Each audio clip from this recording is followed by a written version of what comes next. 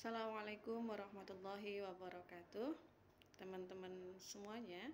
Pada kesempatan yang luar biasa ini kami berada di tempat yang tidak biasanya, dan saya ingin meninggalkan jejak bahwa di sini, di tempat ini, saya pernah mereview sebuah buku yang merupakan lanjutan dari buku yang kemarin. Bukunya masih berjudul The Grow Mindset, ya. Yang menurut saya sangat penting sekali dan sangat perlu sekali bagi seorang guru itu untuk membacanya. Dan saat ini yang ingin kami review adalah bagian zona mindset bertumbuh, ya. Jadi bagaimana kita menghadirkan, menciptakan ruang kelas zona tumbuh bagi anak didik kita. Nah, di sini juga disebutkan bahwa fitur bagaimana sih yang menunjukkan bahwa kelas itu adalah kelas yang menerapkan grow mindset, ya. Di sini ada beberapa contoh, ada beberapa fitur yang disampaikan. Yang pertama terkait dengan pajangan hasil kerja siswa, ya. Dilihat dari pajangan kelasnya, ruang kelas yang mindsetnya bertumbuh, hasil kerja yang ditampilkan itu memperlihatkan usaha siswa, disertai dengan bekas hapusan, bekas kesalahan yang merupakan perjalanan, ya, perjalanan proses gitu. Sedangkan ruang kelas dengan mindset tetap, hasil kerja yang ditampilkan itu lepas, jadi bersih dari kesalahan-kesalahan, ya, hasil jadi, ya, kayak gitu.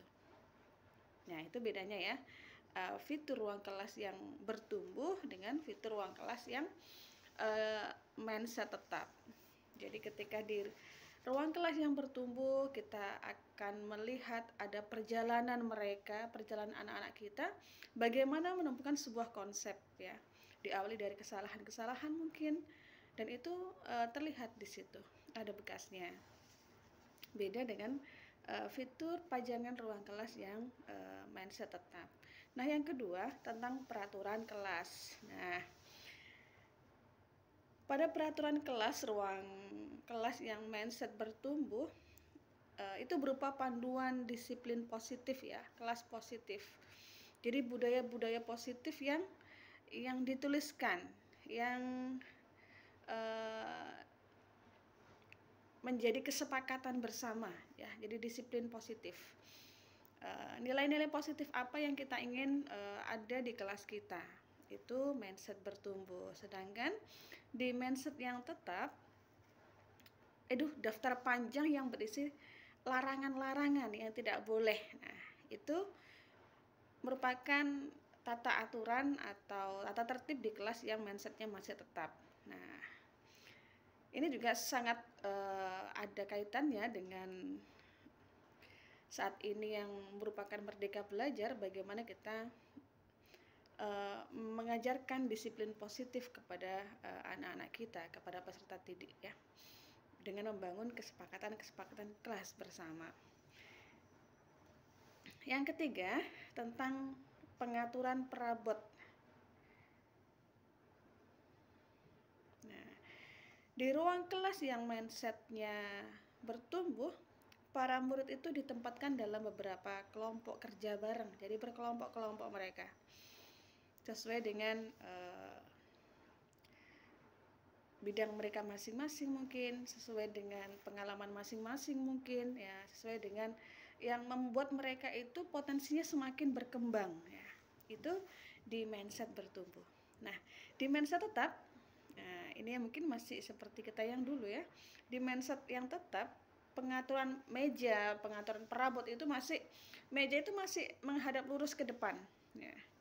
Masih dalam barisan menghadap lurus ke depan, sehingga susah kalau mau di otak-atik gitu, ya, mau diubah-ubah itu agak susah. Ini yang mindsetnya tetap, ya. Jadi teman-teman sudah bisa sedikit menggambarkan bahwa bagaimana sih kelas yang bertumbuh itu dan bagaimana sih kelas yang mindsetnya tetap terkait dengan perabot atau pengaturan meja. Selanjutnya tentang dekorasi dinding.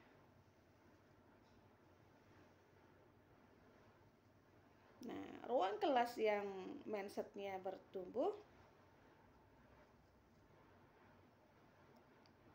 seringkali mereka memberikan motivasi-motivasi ya, yang membuat siswa itu termotivasi, mengubah mindset ya, mengubah mindset mereka menjadi mindset yang bertumbuh, mengubah pola pikir, saya bisa berhasil, yang membuat mereka bisa berkembang.